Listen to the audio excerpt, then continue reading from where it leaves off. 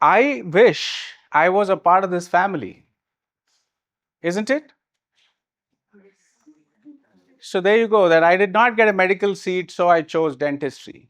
I personally, in my story, I could not afford to get a medical seat, right? The difference between paying up for dentistry versus paying up for medicine was huge, and my dad couldn't afford it. So I joined dentistry. Well, what do you do with that?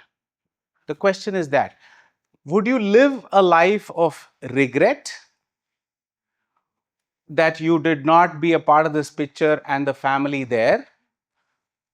Or would you like to do the best that's available to you given the life situation that you are in?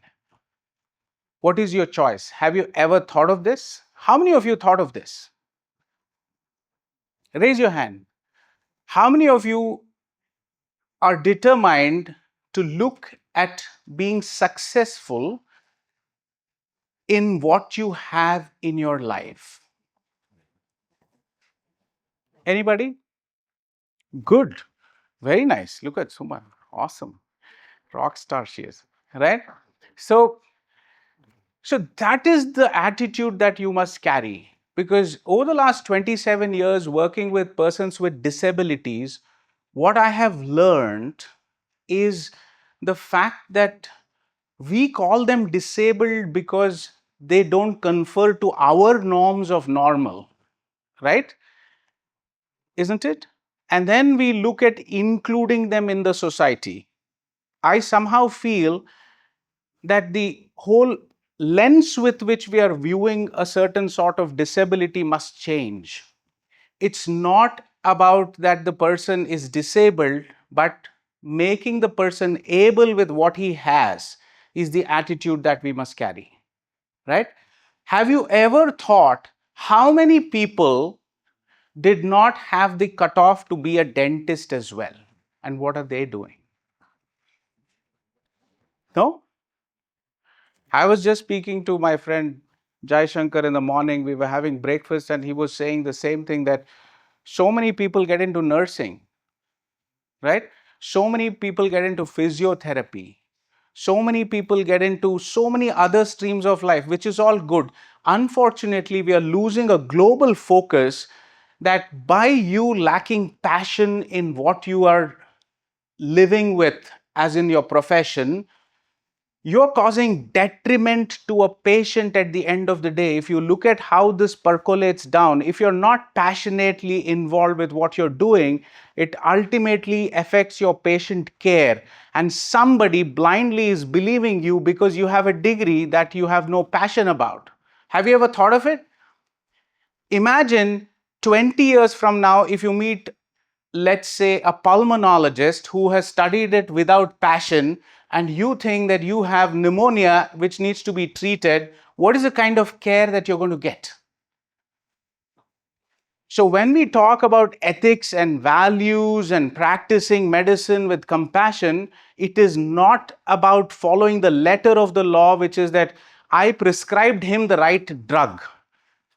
But the larger value is, have you updated yourself with what is required in your science? Have you been passionately going behind every single thing that's going to affect patient care? Have you been on a continuous journey of learning?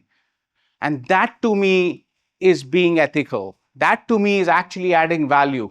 And that is what is the difference that you will find between great doctors and not so great doctors. Go back in your memory and think about two doctors who you have met in your life, whom you met, you sat in front of them, and you felt cured. As children, we've gone to so many doctors with fever, cough, cold, correct? Who is the doctor who actually made you feel cured the moment you exited his office with his prescription, which you have not yet bought and consumed? Can you give me an example? Has anybody gone through this example or this sort of a situation in life? Have you felt? When you're sick in your hostel, I'm assuming many of you live in hostels away from home. Why do you feel homesick? Why do you feel that you want to go back to your home? Why do you want your mom or dad or cousin or dog or anybody whom you love be there next to you and you will feel okay, right? Isn't it? You want somebody whom you love be next to you so that you heal. Have you ever understood the power of that? Yes or no? Yeah? So let's understand that our life and our career gives us a buffet. You have multiple choices, right? But most often than not, we desire something, but maybe that day your tummy is upset and you're forced to go and see this meal. Are you going to regret? You must change your attitude to pick and choose what is going to suit you, what is given to you. If you just go back, we are not recognizing a simple fact that you could not even choose your name. How many of you here chose your name and changed the names that were given to you by your parents? None, right? I wish I was called Tiger Shroff. I can't do that. No, so many here want to be Katrina Kaif, right? Or somebody else. But then we don't have that choice. Now look at the amount of choices we have being a dentist, right? One can be a great teacher. One can be a great entrepreneur. Somebody else can go ahead and do research. Somebody else can go and be a great clinician practicing in his or her practice. And some of us can also do some great charitable events or organize dental events or programs for persons with lack of access. Correct? This is the stepping stone, but unfortunately, the reality is this, that at the end of your course, most people think that they will go and work, or most often than not, young dentists go and join insurance offices, right? They think that we will go and join civil services and keep preparing for it. A lot of them go ahead and do MBAs in hospital administration. Some of us go and join sales of products, right? And this is what you end up doing. This morning I heard that a lot of people are going and working in malls in Bangalore and Kerala after their dental degrees. Right? That's a shocker. Why do you want to study this? If you're not in line with what you're studying, this is the time for you to actually get up and leave this hall. If you're not passionate about dentistry, go back to your home, because you don't know the disservice that you're doing, not just to your patient, but this seat could have gone to somebody who could have lived a great life. There are so many people around us who would benefit by being a dentist. You understand? And so that's the greatest disservice that we are all doing by not carrying the passion. I know people who are pediatric cardiologists not wanting to practice. How could that be? I know pulmonologists who don't want to practice. I know intensivists who don't want to practice. I'm just bewildered with it. And you're sitting in your small well thinking that it's just dentistry, that is the thing that people are not liking, and everything around the sun is great. And oh, just because I didn't get medicine, it's a story that you're telling yourself. I'll bet on this, that if you had gotten your medical seat, what's next? You think that you would have excelled? I don't think so. After doing your MBBS, you would still crib that, oh, I got pathology. I didn't get surgery. I wanted to become a cardiothoracic surgeon, but I ended up being a microbiologist. And you will live a whole life of regret. And that's the worst thing to do. The best thing to do is live every day with enthusiasm. And when you leave this world, you should actually have made a mark. You should have changed the pinpoint from where you started, where the profession was, to where you're going to leave it with. And that's the next generation that you should hand over. And that's the global collective thinking that all of us must be working towards. And trust me over one thing, 25 years ago, when I used to talk to people and my patients and doctors saying that there's an interconnection between oral health and general health, people would laugh at me. I've had patients come and tell me that you're telling cock and bull stories, right? But I stuck to it. I believed in it. I went through research and the topmost science that I could get and collate all that information to understand that people are having a missing link. 46 to 96% of people who die in an ICU. Do you know what's the cause? What's the single most cause of death in an ICU? Loud. No or don't know? Don't know? It's totally fine to not know. But say, I don't know. Don't know, right? Be loud and vocal about it. We're all shy about saying that I don't know. If you ask me who is the most famous actress today, I'll say I don't know. It's totally fine to not know. The problem is living in ignorance. Get up and say, I don't know. Right? That's your attitude that you have to change today and make a promise to yourself. It is VAP, ventilator associated pneumonia.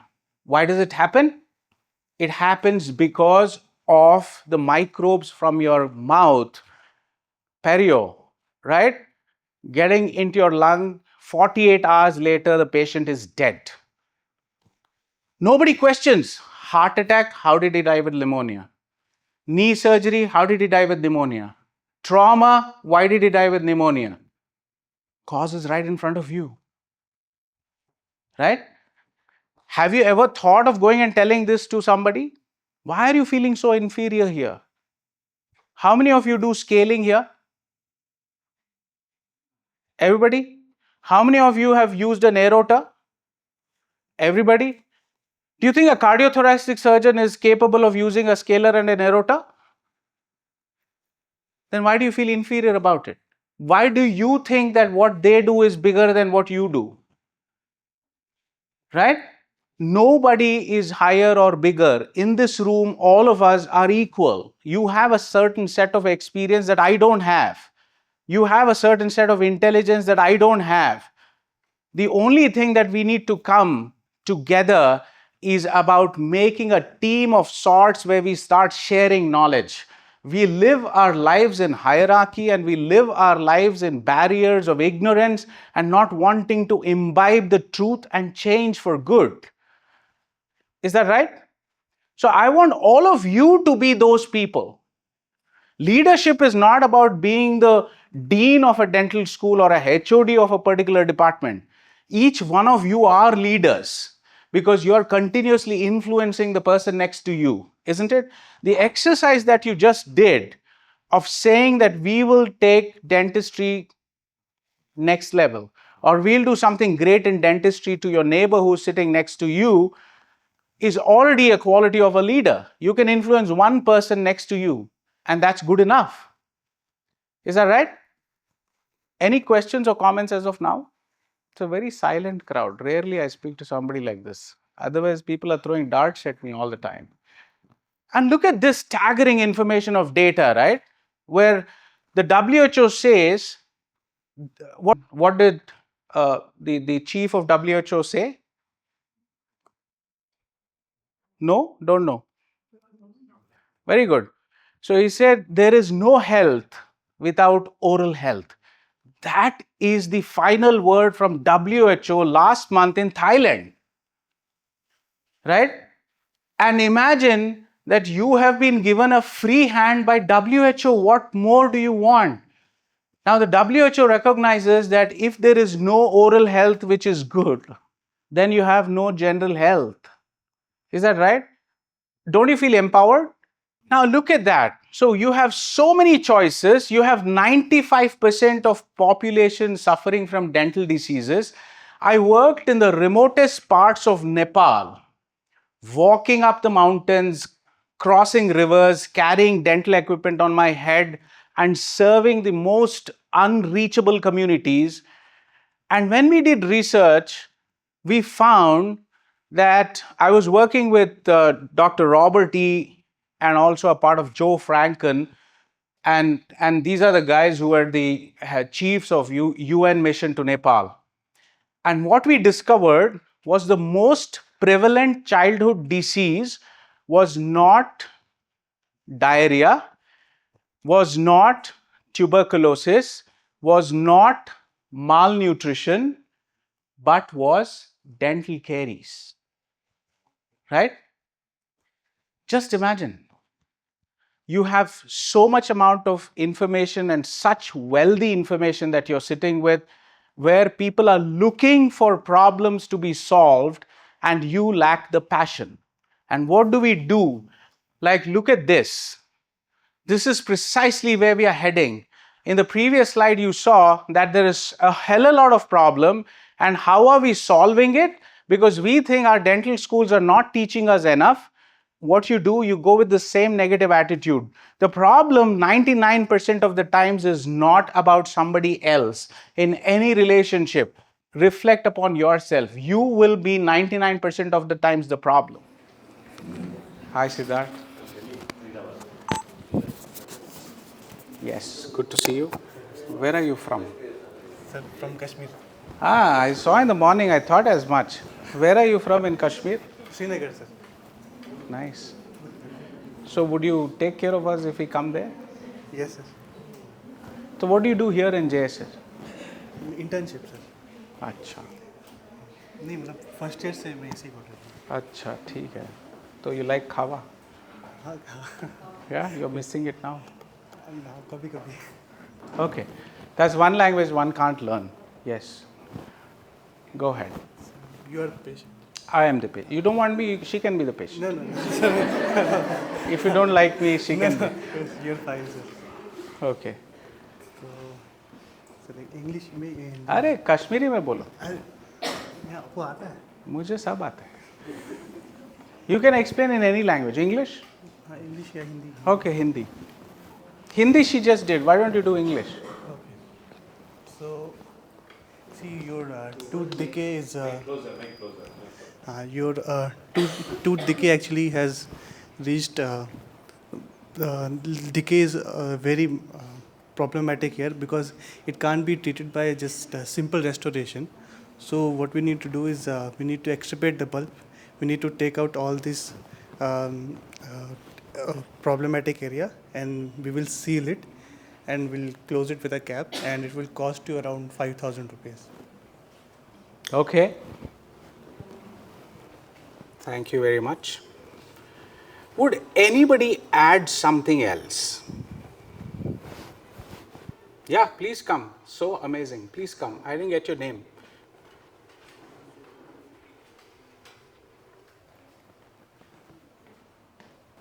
Yes, you are?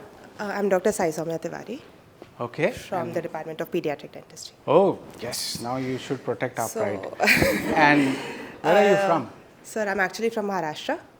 Yes. Good. Go ahead. So, as considering you're a layman, so first I would make an attempt to explain to you what is wrong with your tooth. I would compare the tooth beside the problematic area and explain what a normal tooth No, you looks please like. tell me. Okay.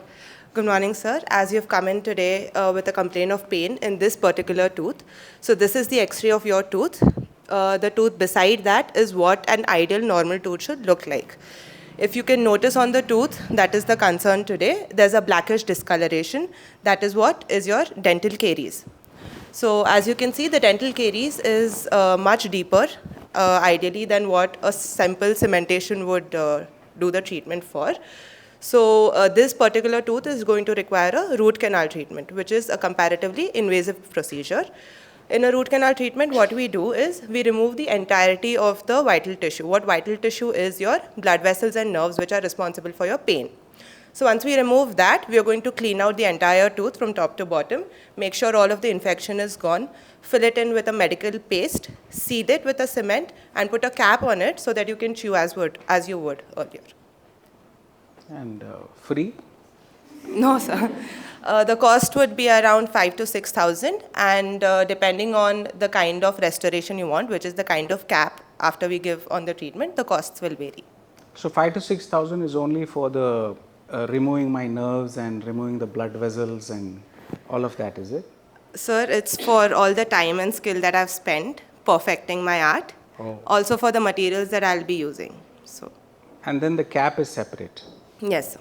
How much would that cost? The cap will cost you around 3,000 rupees. That's it. Yes, sir. You're cheaper than Dr. Srivat's in Bangalore. So you are the person to go to. Perfect. Awesome. What do you think is the distinctive difference from everybody else and how my colleague in PEDO tried to save us? What was the distinctive difference? Would anybody better this further? Now, all 4 doctors presented the problem to a patient. Imagine all of you were patients. Which doctor would you choose? Huh?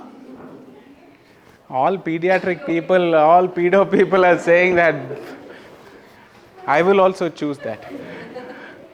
But in the true sense, if you were a patient, who would you choose? Forget about the lens of a doctor. Look, hear everybody else out again from the lens of a patient. How will the person choose who should he or she get treated with? What is the decision-making instinct now? Everybody said the same thing, right? Everybody said that you have a decay which is involving your nerve, blood vessel, and I have to cut through it, and then there's a lot of infection, there's so much amount of work to be done, I am greatly skilled, and then this is the cost that it's going to cost because I've spent a lot of money and time and training in perfecting my skills, all of that. And each one of them gave a range of their treatment costs. Somebody said 3,000, somebody said 5,000, somebody said 10 to 15,000. अगर तुम लोग cheap है तो 3,000 में metal cap दे देंगे बोले हमारे हैदराबाद के पोटी, right? Then somebody said 15K. How do you make a decision now? How do you think a patient is making a decision? Have you ever thought of it? Forget about dentistry, right? You've all gone and shopped, right? Let's say you've gone and shopped, whatever. Have you ever thought of why you particularly bought a particular thing somebody was selling? Yeah, very well said. Actually, Sumukh is coming from Baswangudi area in Bangalore. He's like, now Shankranti Yellow, which is cheapest, I'll buy. Man, nobody in Bangalore is just leaving Rameshwaram Cafe because it's expensive. It's fully crowded. So what you're forgetting is what you're living. You honestly aren't actually buying things because they are cheaper. But then you have created a bunch of doctors and dentists who are being valued only because of a price point. Now, what is the difference between the 4 people who spoke? Nothing. Literally nothing. Everybody spoke gibberish. You think a patient is going to understand pulp? You think a patient is going to understand medicament? You think a patient is going to understand that the scary terms that people use, I'm going to go inside, I'm going to pull out your nerves, and how does it sound if a neurosurgeon is talking to you like this? Yeah? Have you ever thought of it? That's because you're conditioned that you are a doctor, you have no fear, so I will go into your pulp. What do you mean you will go into your pulp? You got it? So how would it be if I tell you, hey, look what you've done. I'm glad you reached out to me. This tooth looks really bad because the amount of decay that your tooth has been affected with is enormous. Just compare it with the next tooth. I highly appreciate the way you started it. That's great about the pediatric dentist. But how you took it forward can be bettered, right? Stop talking dental terms with your patients, right? And all of you had one thing in common, which you said that this tooth cannot be filled by a regular filling. Why do you even want to bring that up? if here you want to call a furniture guy saying that, we are having 4 guests, please arrange chairs. If he comes here and says, अच्छा ये तो stage है, यहाँ पे recliner नहीं डाल सकते हैं, ಇಲ್ಲ ಇದು ಸ್ಟೇಜು, ಇಲ್ಲಿ ಸ್ಟೇಜ್ ಮೇಲೆ recliner ಹಾಕೋಕ್ಕಾಗೋದಿಲ್ಲ. Why do you have to say that? Is that relevant? It's not relevant, right? Why did you all go ahead and say that? That's because you're conditioned in your head the way you're taught. But the way you're taught is not for you to learn it and speak it that way. It is for you to make the other person relate to something else. So if I were you, I would have simply said this, that hey, this looks really bad. You see all of that black stuff that's there? That's the portion of your tooth which has been eaten away by tooth decay. Don't worry, there's a solution for this. There's a treatment called root canal therapy which will solve this problem for you. And root canal therapy is very simple. It's like changing the refill of an empty pen or where the refill is exhausted. So I'll make an entry into it, take out the old refill, put the new refill in, right? It's precisely like, suppose you have a cat that is dead and you want a replica of that. What do? You have 2 options: bury it and do a sculpture of that, or in museums you have seen, right, where you stuff that animal and then put a glass covering over it. Is that a better thing that you will understand? So he will understand that his tooth is like a stuffed animal, and the reason to cover glass over it so that it's protected from anybody going and breaking its tail or its ear. The greatest skilled dentist can still perforate a root canal. Agree or disagree? Yeah? Now, how would you, if you are going and saying that I have spent a hell of a lot of money and time on my skill and you perforate, what are you going to face? Do you know how to handle that situation? Are you exposed to handling difficult patients, arrogant patients? Because the environment in which we are studying, let's go to the next slide, Subodh. The environment in which we are studying today, you're only getting one set of patients. In this room, would any of you subject yourself to a student treating you? No. So imagine if those people are coming to get treated by you people, they are not going to come to your dental clinic when you set them up. You're going to get an arrogant 28-year-old IT employee who's gone to US for 6 months for a project and come back with an accent. You're going to get a patient who is going to sit in front of you with his chat GPT open and keep typing every word that you're it happens to me every day. What do you say? Zirconia. Okay. Right? Somebody came and told me that the gold standard of replacing or treating periodontitis is by full mouth implants. You're all laughing, right? Imagine you're all still starting your careers, but I have to hear this after 28 years of practice. And I say, yes, absolutely, you're right. Why? Because ChatGPT is telling that. I actually beat ChatGPT. I fed an OPG on a ChatGPT and it couldn't recognize 2 grossly decayed teeth on an OPG. But a patient is going to actually look at it, right? And they're going to come and question you. You have to be prepared 10 times more than I was. Because when I started practice, it was much easier. People had faith. People had trust. People would come to you with that, oh, Illa, no, that doctor is saying he's a good guy, we'll go to him. Right? You could get away with all of that. Imagine the amount of ammunition that you need to have today to be equipped to handle such patients. And that's the single most important cause for dropouts. They're not going to come because you're saying that my crown is 3,000, and that's why talk to many business coaches of dentistry. They will say, talk to them about the skill you have acquired, talk to them about the AC that they have put in the clinic for their facility, talk to them about the amount of time it takes to do a procedure, talk to them about the different qualities of crown that you have, and this is best, that is this. Bullshit. So you're creating a price war, and that is detrimental to our profession. You are charging 10 times lesser than what you should be charging. How many of you have gone to malls? 200 rupees for a Coke, 375 for a sandwich. How much does it cost to make a sandwich? You never question that. But why is a dental surgeon charging 500 rupees as consultation being questioned? That's because you are not adding value to their life. As simple as that. The problem is with us. We keep blaming, oh, that fellow is a psycho, yeah, he's like that only, he keeps bargaining. Common? Heard of this? Change that. And we can change that.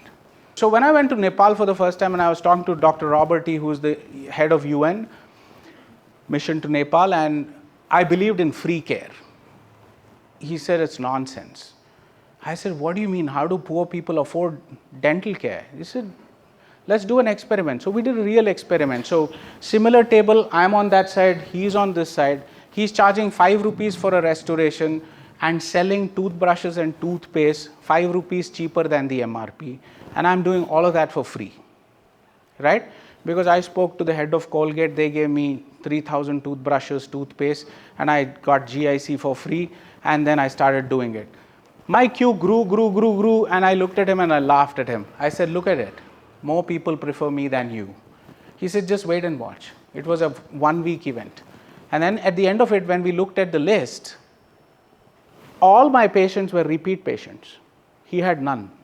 That's because I would do the restoration, place the carton and tell him that for 20 minutes, don't spit, don't rinse, don't do. He'd just walk out through it because he's not valuing my free care. And then he's coming back and standing the next day saying, it came out yesterday, I'll get it done again. Free toothbrush, free toothpaste. But here, they valued it. They listened to that instruction. So it's about the value that you create to your patients. And how do you do this is human skills. Your patient is coming to you to have a conversation with you about his problem. And you feel like you're God, you'll put yourself on a pedestal and tell him, I will tell you what needs to be done for your treatment. That era of practice of dentistry or medicine is over. It's no more true. Even then, the best doctors were people who spent time with their patients. Doctors who had conversations about it. How many of you actually asked him, oh my God, so that means that today you have not gone to your office? We could have asked that, no? You have come to your dental clinic in the morning, that means you have missed your office. Doing that brings them to a state of awareness where they understand what is important. Sorry, right? So most important thing that you have to know is the joy of living and working, being happy and satisfied each day. The byproduct of all of this is great big money. But you're going behind money because you're thinking that skill is going to get me to do root canal so I'll earn more. But you'll not get a single patient. You'll never be happy. You'll never be able to build yourself into a legacy that's everlasting. You'll never have a patient who will wait for you. You'll always live with insecurities. And that's called burnout. Yeah? So what do we do? So that's the harsh truth of the dental industry, that most successful dentists are necessarily not the most skilled. Yeah? But we never ask these questions. So dentistry is as much an art of interaction as it's an art of science. But we are all told this. Dentistry is art. Dentistry is combination of engineering with civil engineering, with masonry, carpentry, plumbing. Everything is there. But we are never told it's actually a bigger science than all of that. It's actually human skills. Yeah? And so, the secret to accelerating your career is this. So what I intend to do along with Dr. Param, who works with me for the last decade now, and we are partners in our business called the Watson Param, the dentist in Bangalore. And we used to run a chain of clinics pre-COVID. We had about 13 centers. We were ranked among the top 5 dental clinics in the world. We beat Mayo Clinic. Mayo Clinic was 12, right? And the power of understanding all of this is what we want to share with you. Because you have great teachers, you have great access to learning a lot of other skills. But unfortunately, this is a skill that's missing globally. And this is not something with Indian dentists or Indian dental education. It's a global mismatch. I speak to students around the world, and I see this is a huge gap that everybody is going through. Imagine how powerful you will be if you're a person with great human skills. So we want to come up, if all of you are interested, to come here and spend some time out of the rut that you do every day and practically make you capable. Why do you have to have 27 years of experience before you realize this? It can be your day one, isn't it? Yeah? So I can come up with a program and do this, let's say once a month, where we spend on real time enriching ourselves on how do we deal with patients, different situations, different kinds of treatments, approach to that particular treatment, and how do we do it, right? So I'll leave the choice to you. What's up next, Subodh? I'll leave you with these thoughts. Have you ever asked yourself these questions? All of you here, I'm sure, would say that I want to be a great dentist. I want to become a great periodontist. I want to become great this. It means nothing. What does it mean? It means nothing, right? But ask yourself these questions. How should I think as a doctor, right? How do I create an impact consultation? How will my patient not even want to go for a second opinion? Even if he goes, the comparative second opinion that he's going to get, you're 10 steps ahead. He'll come back to you saying, I took 5 more opinions, but I understand that you're probably the one that I choose to do this for. How do you propose an effective treatment plan? It's not about creating a treatment plan. All of you will say root canal, flap surgery, bone grafting, restorative care, impaction removal, all of that. But how do you propose it to somebody? Have you ever thought of any of these? How do you build a legacy as a dentist? Anybody wants to do charity, how do you envision a charitable dental initiative? Complete vacuum. Complete vacuum. Just look at the amount of area that is empty for you to take up a charitable dental initiative. You're thinking there's no money in it. There's big money in it. Right? Nobody wants to serve. But look at it. Nobody has ever thought of it. How do you build that whole initiative? Right? And then a lot of you here, I'm sure, are thinking about innovations, but how many of you are able to think of innovations that really matter? So what's going to happen is if you're working towards a larger goal, then the smaller goals that you can actually accomplish become very easy. So think big, dream big, try and do something that is really meaningful and start with human skills. Start to think of how this is going to change your life, right? I'll also leave my number here. This is one of our clinics, and I'll leave my number and email here. I would encourage each one of you to get in touch with us directly, no matter what, if you have an issue in the way you are progressing in your career. All of this is pro bono. I'm going to come here, if you guys are interested, to spend time with you, to share what I know, if it's going to make you better. I'm not going to charge you any fee for this or anything. It just costs your time. Make up your mind if you are the one who's going to make this change. And this can be a real huge thing for all of us in oral care, to make sure that oral health is projected, promoted, and made sure that we protect the integrity of this great profession. So what you're sitting with today is a great one. Nobody in NASA would be dealing with a dentist in India sitting in Bangalore if there was no importance for oral health. Clear? So that's the impact that you can chase, and that's the cause that you should live with. Thank you so much.